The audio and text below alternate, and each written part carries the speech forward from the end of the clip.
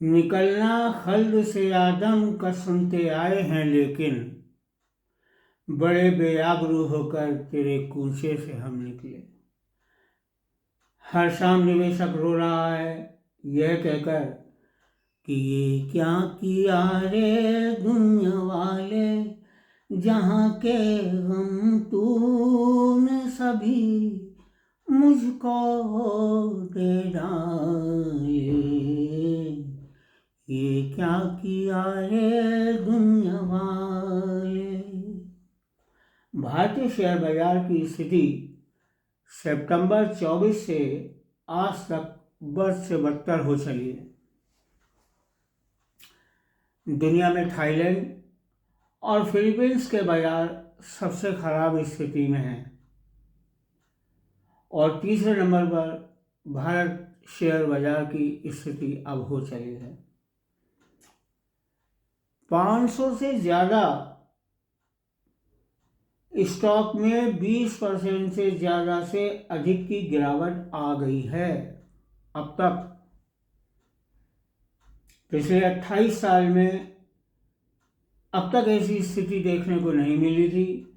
ये सबसे खराब स्थिति निफ्टी की 6 माह में हुई है। कारण डोनाल्ड ट्रंप का टैरिफ का खेल सबसे ज़्यादा मार्केट को आघात पहुंचा रहा है। भारत से यूनाइटेड स्टेट्स ऑफ अमेरिका को जेनेरिक दवाएं, रक्त आभूषण, वस्त्र और परिधान, मशीनरी और उपकरण, रासायनिक उत्पाद, कृषि उत्पाद, समुद्री उत्पाद व इलेक्ट्रॉनिक उत्पाद निर्यात किया जाता है तथा एल्युमिनियम व स्टील का भी निर्यात पर्याप्त मात्रा में होता है।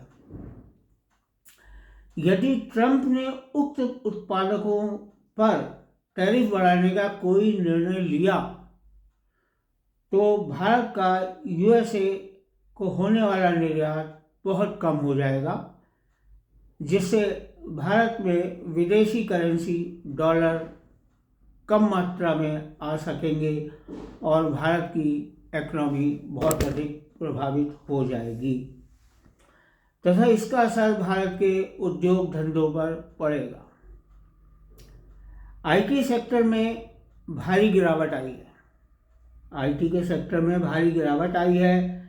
आईटी उद्योग के प्रतिनिधि संगठन नेक्सम के अनुसार वित्तीय वर्ष 2025 में भारतीय आईटी उद्योग 286.6 अरब डॉलर तक पहुंचने के लिए प्रतिबद्ध था, किंतु ट्रंप के टैरिफ प्लान के चलते इसमें खासी कमी आ गई है।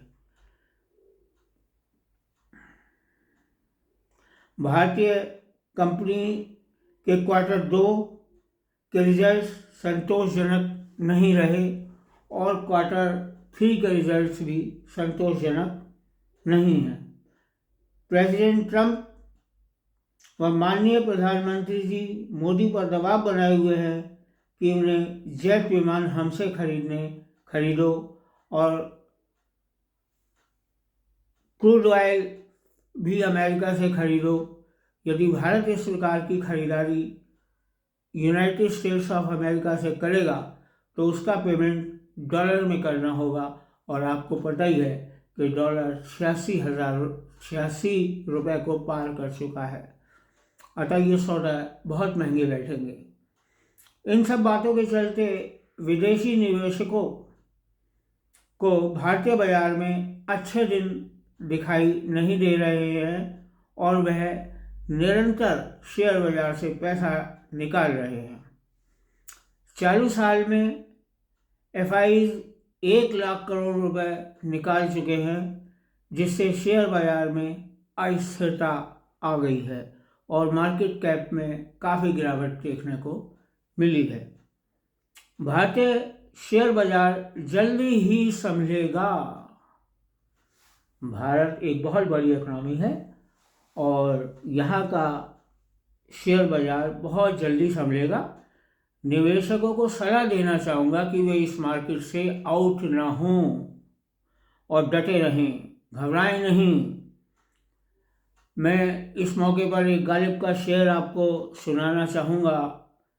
रगों में दौड़ते रहने के हम नहीं कायल, रगों में दौड़ते रहने के हम नहीं कायल, जब आँख ही से न टपका तो फिर लहू क्या है। यानी आप तब तक तो मार्केट में टिके रहिए जब तक इस दर्द से आँख में से आंसू की जगह खून के आंसू ना बहने लगें।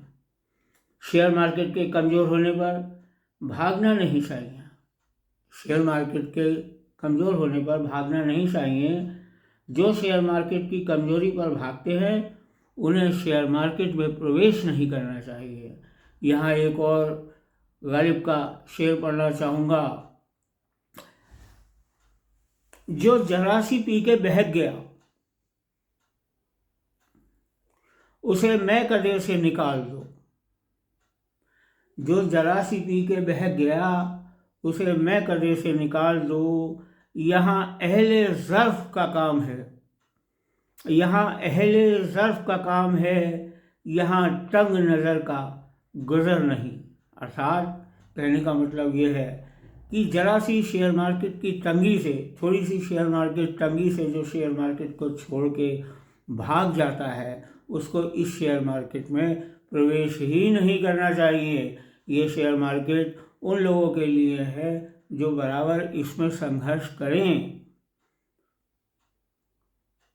भारत की फरवरी का एंड आ गया है, अब अगला महीना मार्च का है, उसके बाद फाइनेंशियल ईयर क्लोज हो जाएगा।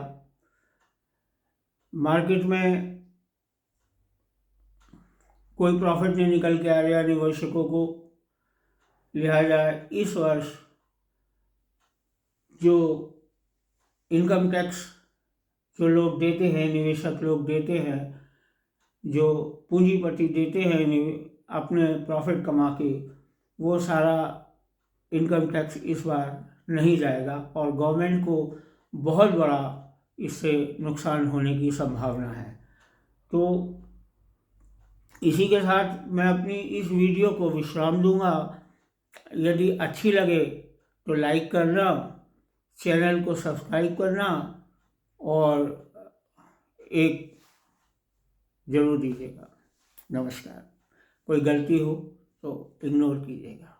नमस्कार।